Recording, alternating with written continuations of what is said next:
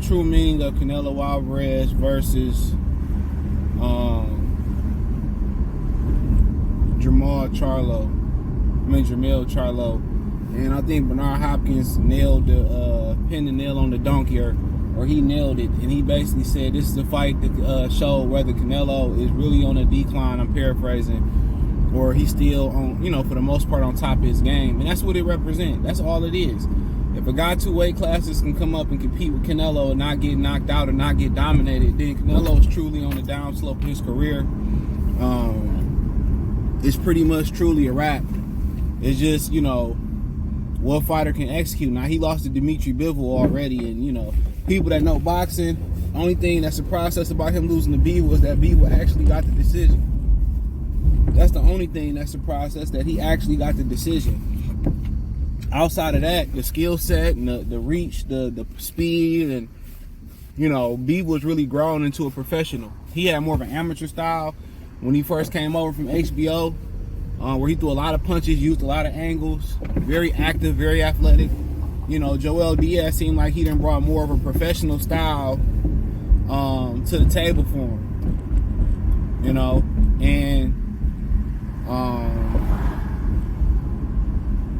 That's what it looks to be. But at the same time, if a guy 2 weight classes is able to come up and look pretty good versus Canelo Alvarez, then that lets you know everything you need to know. But don't know if fighters stay on top of this game forever. People can say, well, Floyd was pound for pound number 1 for a long. Well, Floyd left, came back. Floyd, picked his opponents. Floyd picked and chose when he wanted to fight and a lot of stuff. So it just seemed like he was on top for a long time because he hadn't lost. But Andre Ward, had become the best fighter in the world, in my opinion, at that point in time. But with age, you just never gonna stay on top.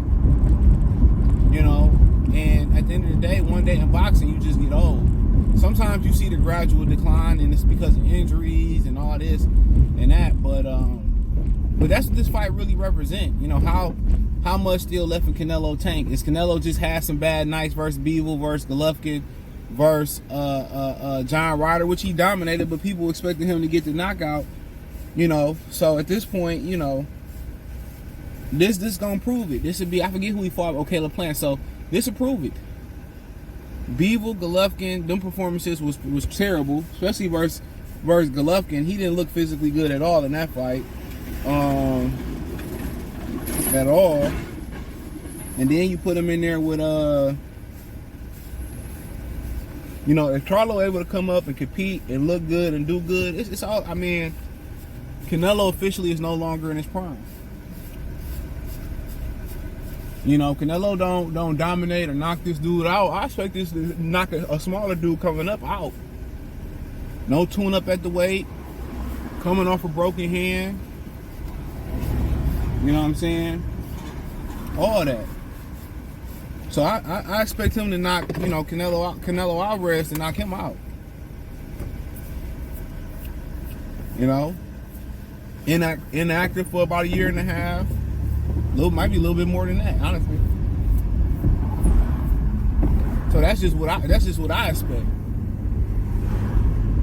And people got this facade, well, Canelo Alvarez ain't that good no more, and Canelo ain't this, and I think Terence Crawford could do this, that, and the third. And I'm just looking like, all right.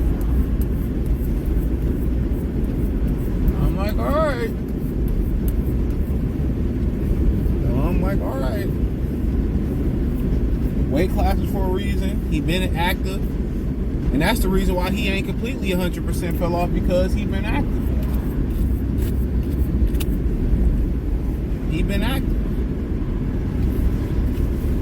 So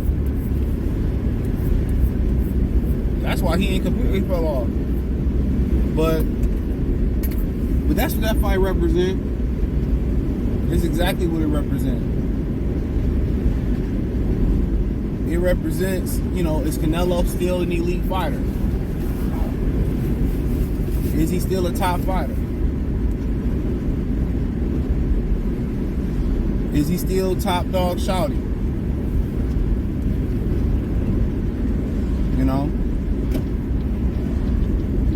That's what it exactly means.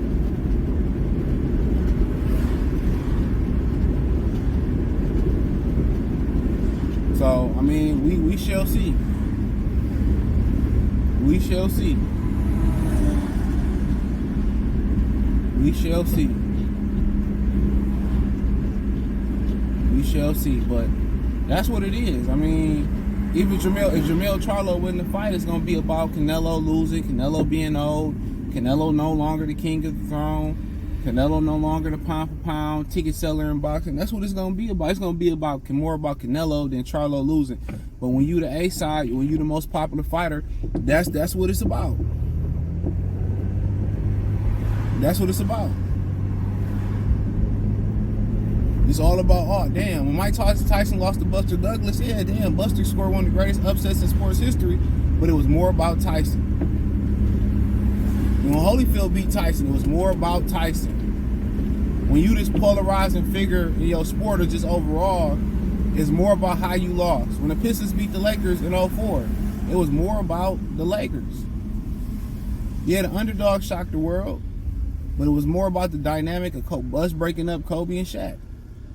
Had they won, Kobe and Shaq probably would have carried on and won multiple titles.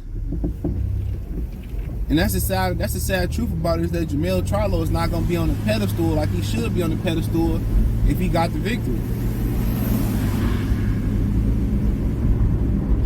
You know? That's going to be the sad thing about it.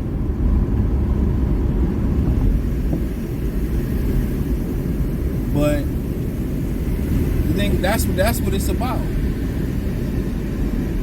That's what it's all about. Do Canelo still got the juice? Do Canelo still got the juice?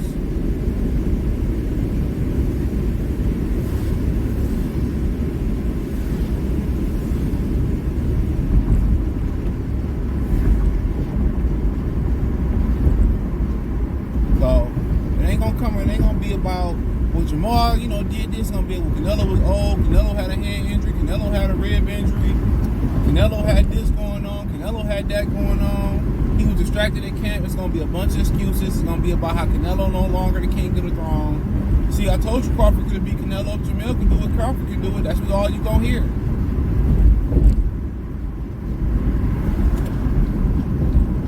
That's all you gonna hear.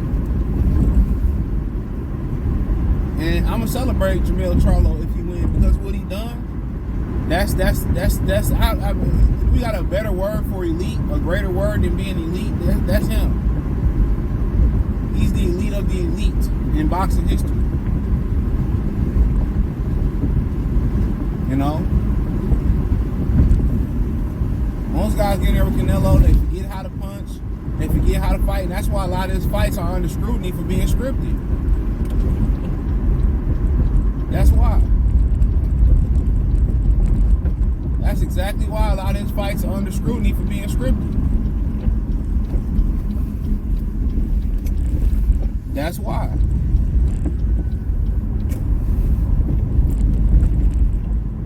That's exactly why. Guys go get in there, forget how to punch, forget how to bob and weave.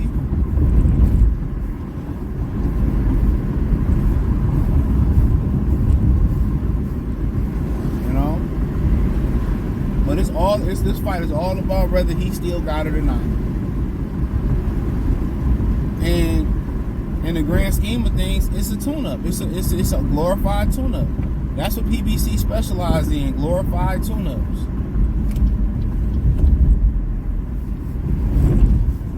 That's what they specialize in. This is a fight that Jermell Charlo ain't nothing in his favor but the height and reach. We don't even know what speed gonna be in his favor. Carry, putting on the additional weight. Activity not in his favor. Health not in his favor. He a little bit. I think he a little bit the older man by a couple months. I think he was born in May and Canelo was born in July. He don't have many advantages coming to this fight. And had he had some advantages coming to this fight, been active, been moved up in weight, got acclimated to the weight, he never would have got the fight.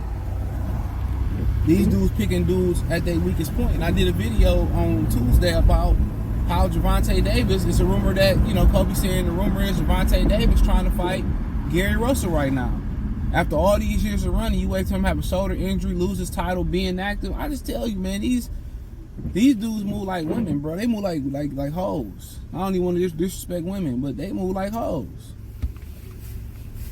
Ain't no other way to put it. They moving like real hoes. Real talk. That's what they moving like. I don't respect it. Like Brother Nas said, he said, you when you get to the buffet, rest in peace to Nancy Richardson, when he said on 24/7 about Shane beating fighting Floyd. He said, you don't want to be the second, third, fourth, fifth person at the buffet. You want to be the first person at the buffet when the food is hot, fresh out the oven. You know what I'm saying? Now, a lot of these dudes wait till these dudes show weakness to get in the ring, have a bad performance, get a loss, then they want to jump in the ring and get brave, and they go the other way. A lot of these dudes jump up multiple weight classes, then come back down so they can have a built-in excuse on why they lost. And it's got, if you look throughout history, like the past 30 to 40, 50 years or something like that, natural testosterone has dropped within, damn near of all ages with men. And it's showing in stuff like this.